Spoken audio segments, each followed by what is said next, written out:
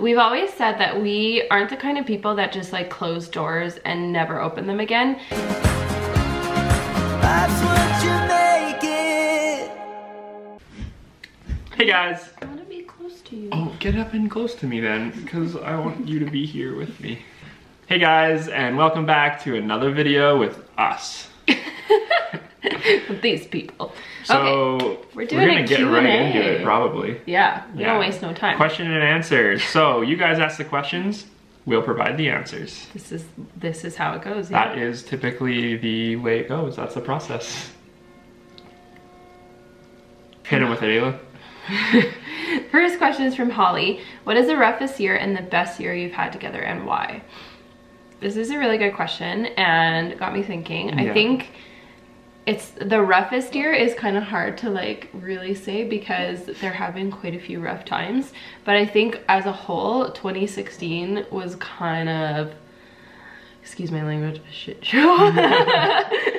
It was, you know, I had the 2 surgeries, I was diagnosed with endometriosis, we had a failed IVF transfer, and then we had a successful transfer, and then lost that pregnancy, and it was just more than we could really like. Yeah, there was a lot of difficult times, and as much as like we always have good times, like every year, definitely if you look back, we have good times, we have bad times, but as far as like our worst year yet, that was like the most challenging, and there was a lot of difficult times. So but we also have our best year. So we were talking about it, and we feel our best year was our very first year together as a married couple. So that would have been in 2013.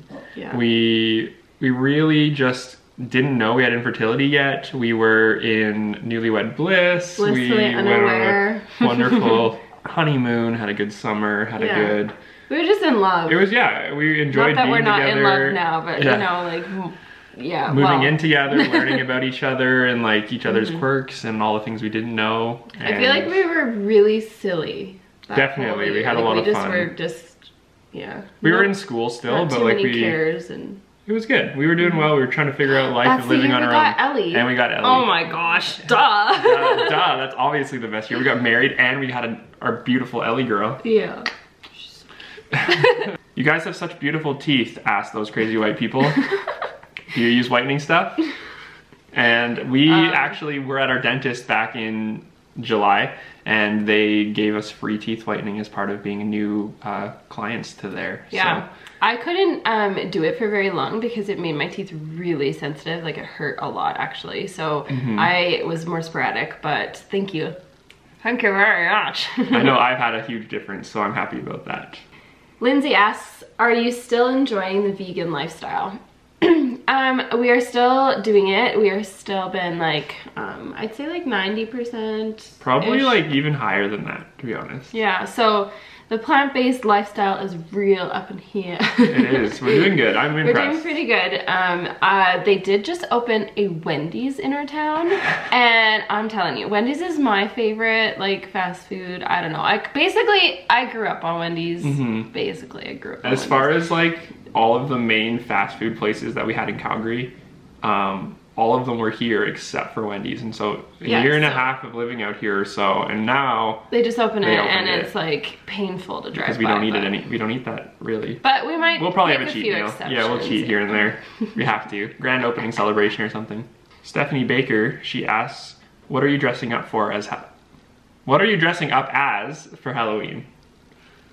We haven't thought that far ahead. We don't really dress up very often. We were talking, Ayla was actually saying she wants to do a couple's costume. I've always wanted to do a couple's costume, and I've never been able to because... But we don't really go to Halloween parties. I know, that's so it's the problem that's here. The issue. So yeah, so we don't really have anything we're dressing up as, but I mean, if there's like a cheap couple's costume out there just for fun, maybe for a video, but I don't know. Yeah. Stephanie says, even though you guys are seeking out the A word, will you try doing IVF again, or are you holding off on that? We've always said that we aren't the kind of people that just like close doors and never open them again. I can never tell you indefinitely that we're done one thing or the other.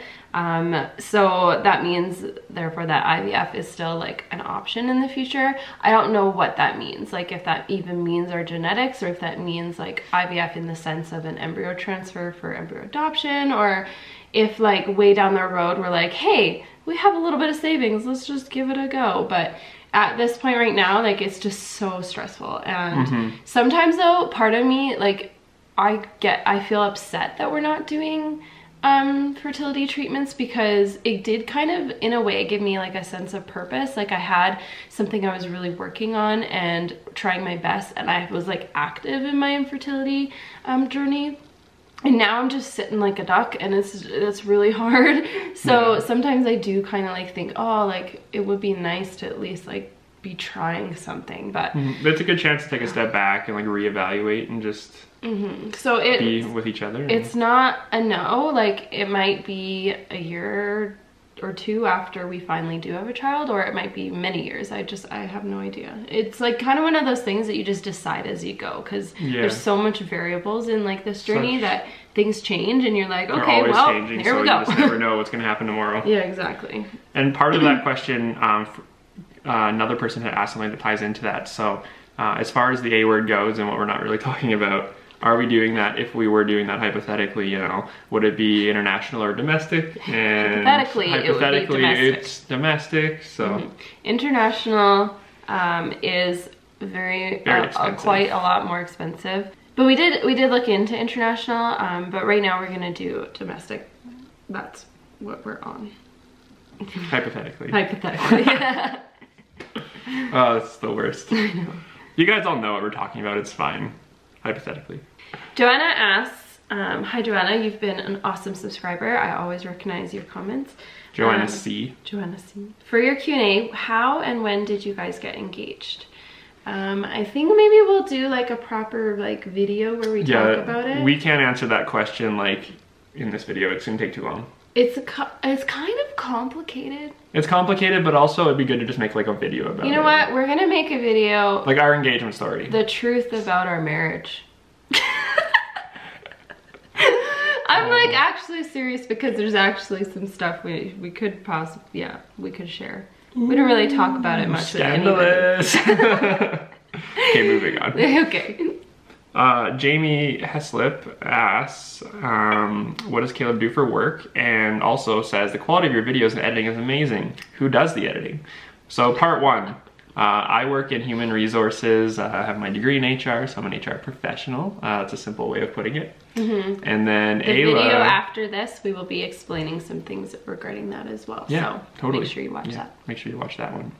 And who does the editing? So Ayla, because of our work schedules, was the one who did most of it, because we were posting like Monday, Wednesday, Friday, and she had those days off, so she would edit them in the morning and then post from whenever we filmed. I work part-time right now. Yeah, so because she works part-time. And then I would edit here and there, some weekend stuff for posting Monday, and I love to edit. We used to have like pretty 50-50 split, and now it's probably like 80-20. Well, this past summer though has been like a bit more 50-50. Like the Hawaii videos, like he would take one and then I would take one, and he would take one and I would take one. So I think we are both like in the same like level in terms of like we're both what we like to do, and we have a similar style and stuff. Yeah. It's just I've just had more of it. I wouldn't say one of us is better than the other, but I would say one of us is faster than the other. This girl right here is fast. Caleb, what he takes to edit is like, you can like put on like 2 more hours of what I would edit, it would be him, and then sometimes it's like 5. So. Okay, but like some videos just have a lot of stuff. But you do such a good job. Thank you. Okay. You do too. You just do it faster. Okay, Chelsea, I love the way you worded this. So, hypothetically, if someone was going through the adoption process in your area, are they given any information about where they are on the list or wait times, or is it a complete guessing game? We do have some information. The guessing game comes in, I mean, hypothetically, the guessing game comes in with a time frame, just because it is, it's, the way this works is that couples are chosen by the birth mother. So you don't know, like you can't assume when someone is going to come along and pick you, right? But there is like kind of the way the list goes is there's, okay, for example, she would have on a a criteria. hypothetical list, there are approximately 140 to 150 people on it. Let's say. Currently, hypothetically, people like us might be on the lower end of that. Yeah, so that's fun. But what I'm trying to get to is the list works like you move up as time goes on, and as people are leaving because they are blessed to be placed or whatever it might be. And so profiles get taken from the top, but that doesn't mean 1, 2, 3, 4, 5, 6, 7, 8, 9, 10. They are categorized based on what the birth mother is looking for specifically. So if she has a specific criteria that she is interested in, they will pick the top 10 of those criteria. So that could be like number 5, number 10, number 12, 13, number 25, number 99. 55. Yeah, it could go like that. So it's really just so unknown. Like we have no idea what that's gonna look like for us in terms of time. And that's why we're always saying like this waiting game is really hard. Well, for me, it's really hard. Caleb's doing pretty good, but I'm having a hard time. So yeah, that's enough of the hypotheticals. Yeah. Okay, Rebecca asks, how do you imagine the time when your little ones arrive? Like any special thing to do or moment that you can find yourself dreaming about? I can't wait for that day to come for you guys. All the luck in the world. Love from Sweden. So we definitely can imagine that. Like every day. Even as much as like these videos, the vlogs, and just like what we are filming and like what we're doing and our daily activities are going to be so much different. And I think we often will picture like we're doing something together. Like for example, later today we're gonna go run some errands, but how would that look with one child or 2 children or a baby or whatever the case may be? And I think myself, and I know you would too, we talk about this and we just like visualize and picture what that would look like. We're like, wow, we're gonna be like so much later getting out the door and like. But like everything just feels more enriched when you think about it. Like every experience feels. We're like certain things could be mundane and boring, but then you just throw a child into the mix and like going to the grocery store and then being like crazy or having something ridiculous that they say or that they do just could be so much more fun and exciting. Yeah, I think I picture just like regular life. Like I don't necessarily picture like those like huge moments. I just imagine like, you know, like there's so many times I've sat on this bar stool and I've thought this would be a perfect spot right here for a bar, for a high chair, and you know, like things like that. Like I always, I don't know, incorporate it, I guess. Yeah. Okay guys, so change of tone, back to Ellie Girl. And Erica Marie asks, is Ellie going to remain an only fur baby or do you have plans for another puppy? Yeah, we've talked about this before, but we have always wanted another dog for sure. Yeah. And we just, the type of dog, like we really want an Australian Shepherd, and they like, we believe we will get like a regular size one. So we want to definitely be having like a backyard, a big space for them and that sort of thing. So we've always said like when we eventually move out of this, because this is like a townhouse, so we don't have a backyard. When we eventually move into like a home, like a, you know, freestanding then we'll be house, able to like accommodate their needs, and like they need all this much more space than Ellie would need. So yeah, we've just wanted one for so many years that it's. Yeah, but honestly, I love Ellie to death. Like, I don't know if you know this, but she is one of the best things ever. So I'm pretty content with her. Yeah, and sometimes I think about, oh, poor Ellie, how am I gonna spread my love between another dog and Ellie? And I know that's how like parents feel when they're having like a second child, and I'm sure we'll face that too, but I'm like, oh, Ellie, no, like I can't. So it'll be I think she'll enjoy having the company. Yeah, maybe. Especially when we leave her. Yeah, she won't enjoy sharing the cuddles though. I think this might be the last question, but Hannah asks, Ayla, does it make it harder or easier going through infertility to be a preschool teacher and spend your days with other people's kids? So this has definitely had an effect on me. I think when I first started doing preschool, it was also like near the beginning of our journey, and that was pretty difficult for me. Now I've kind of learned to separate that like aspect, like work to home and, you know, that journey of infertility, because like I don't know, I see so many of them, right? Like there's so many that come through the doors, and that every year is a new batch and stuff. So it would be like exhausting to actually like let that feeling consume you over every child. One thing that does kind of sometimes make me sad is like when, you know, where I'm like dismissing the kids and like a little kid like runs to their mom and they're so happy to see their mom. Like sometimes I'm like, oh my heart, ah. And it's just because it's so sweet, right? And then, but like my job, like I do see some like, you know, not so great aspects of children, so you get the full picture. You get some like reminders of how hard it can be and stuff. Like for example, I was puked on the other day, so that was fun. It was real fun. But I guess long story short, it definitely does like affect me. I definitely do think about it. It's like not very frequent anymore. I kind of just walk through the door and put on that teacher hat and just kind of focus on like, what do I need to teach them today? What song am I going to sing today? What story am I going to read today? And that sort of thing. And it keeps like my mind from going anywhere else. Yeah, and like I said, just watching them run to their mom though in such excitement sometimes gets me. Or their dad, when they run to their dad, that's even harder because I like want you to do that, you know what I mean? I want you to be that. But when it happens and we're bringing our kid to preschool, it'll be like, I don't know, it'll feel like so good. It'll feel so good. Yeah, it'll be fun. I'll finally get to be like, yes, it's my turn. Yeah.